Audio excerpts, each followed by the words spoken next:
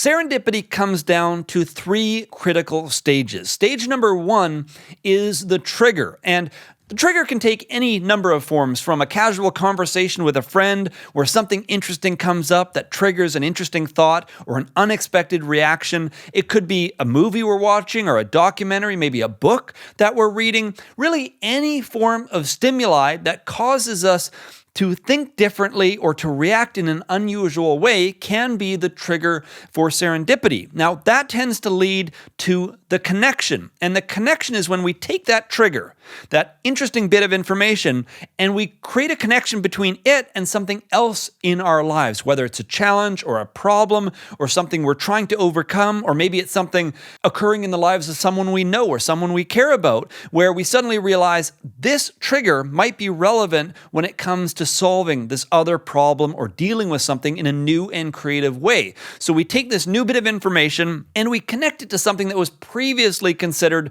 disconnected from it, or we didn't see this connection previously. So that's the second stage. We have the trigger, and then we have the connection. The third stage is the value. And this is where we start to recognize the unexpected value that can be created from this connection. And this is important because typically we might have a specific plan for how we're going to solve a problem. We have our own expectations for how we're going to take this existing challenge in our life and the direction we think we're going to go to eventually solve it.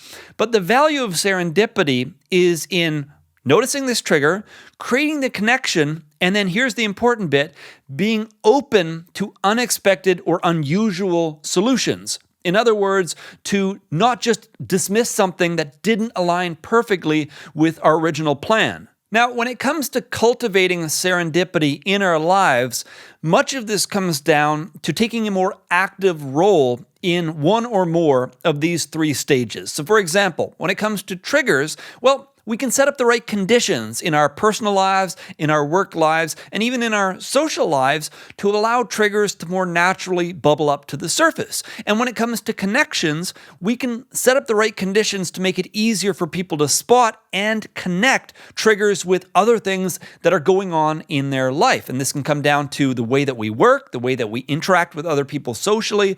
But the idea here is we want to make it easier to notice and capture interesting triggers and then make these connections. Now, when it comes to the value, as I alluded to earlier, much of this comes down to simply being more open to unusual or unexpected solutions. So if something comes up that isn't an immediate fit for our original plan, well, we can simply recognize that even if it's different than how we expected to solve a problem, it still might be an interesting and practical solution. So simply being more open-minded and more open to explore or test out unexpected solutions, that's another way that we can capitalize on good luck more effectively.